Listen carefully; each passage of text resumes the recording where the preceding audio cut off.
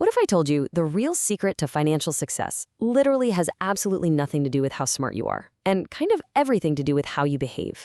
A total genius who loses control of their emotions can be a massive financial disaster, but an ordinary person with zero formal financial education can become incredibly wealthy. So by the end of this explainer, you're going to see exactly why making a fortune and keeping one require completely, fundamentally opposite skills. We'll look at how you can actually out-invest a literal Wall Street genius just by getting your own ego in check. Stick around, because the biggest threat to your money is probably staring back at you in the mirror. Hey everyone, welcome back to The Explainer. Today, we're diving deep into Morgan Housel's absolute masterpiece, The Psychology of Money. We're going to uncover the subtle, everyday behavioral shifts that actually build lasting wealth. Because honestly, money isn't some hard science with unbreakable laws. It's way more of a soft skill driven entirely by what goes on in our heads. All right, here's our roadmap for today. We're covering 6 major psychological shifts: the psychology over math, luck, risk, and ego, the magic of compounding, getting versus staying wealthy, the highest dividend, and finally, our main takeaways. Let's get right to it. Section 1. The psychology over math. People usually think about money like it's physics, right? Like there are perfect, rigid formulas. But you aren't a spreadsheet. Your financial worldview is completely shaped by the specific generation and economy you grew up in. Think about it. Your personal experience makes up like 0.000000001% of world history, but it drives 80% of how you think the world actually works. A kid who grew up during the Great Depression is going to view risk totally differently than someone who grew up during the wild dot-com boom of the 90s. Neither of them is crazy. They just have entirely different realities. Moving on to Section 2, luck, risk, and ego. Luck and risk are basically the twin siblings of finance, and they drive outcomes just as much as hard work. Take this wild comparison. Bill Gates had the immense 1 in a million luck to attend a high school in 1968 that actually had a computer. But look at his best friend, Kent Evans. He was just as brilliant, but he experienced the tragic risk of dying in a mountaineering accident before graduation. It's the exact same 1 in a million odds, just playing out on completely opposite sides of the coin. And then there's ego. The hardest financial skill is just knowing when you have enough. Look at Raja Gupta.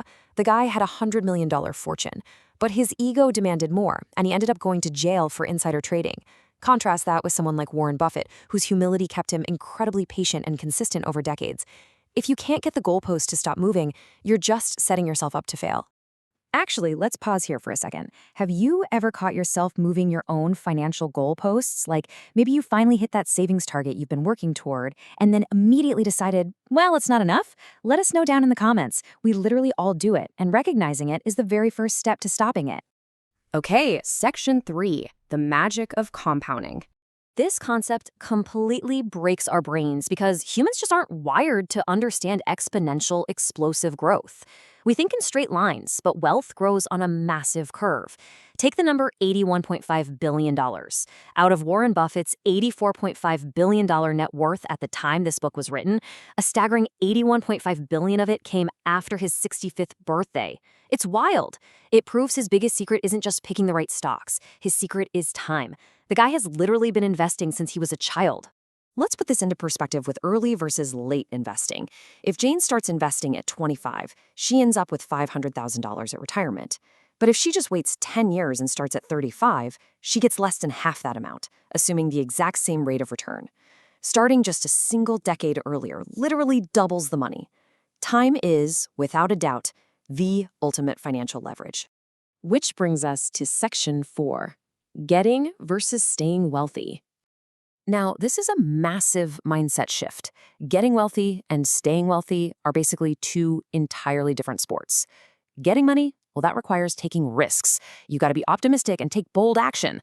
But keeping that money, that requires humility. It requires frugality, and honestly, a kind of paranoid acceptance that it could all be taken away instantly. You need to be deeply optimistic about the long-term future, but extremely paranoid about what might prevent you from actually getting there. And that brings up the concept of a margin of safety. Look, the only way to deal with the unknown is by planning on your plan not going according to plan. You have to build room for error into your financial life. History is just one long continuous study of surprising, unprecedented events that completely wipe out people who weren't prepared. Give yourself a buffer. All right, moving on to Section 5, the highest dividend. So what is all this for? The saving, the paranoia, the compounding. What's the actual end game? Morgan Housel nails it. He says, the highest form of wealth is the ability to wake up every morning and say, I can do whatever I want today. The absolute highest dividend money pays isn't a luxury car or some massive mansion.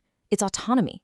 It's the ultimate flexibility to do what you want, when you want, and with whoever you want.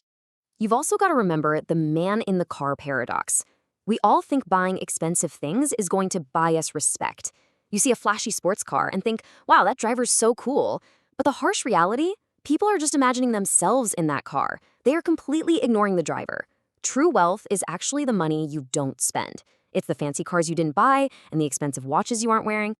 Finally, Section 6. Conclusion and takeaways. Let's distill all of this down into a really simple, actionable playbook so you can survive and thrive. First, you got to control your ego and save consistently. Your savings rate matters way more than your investment returns.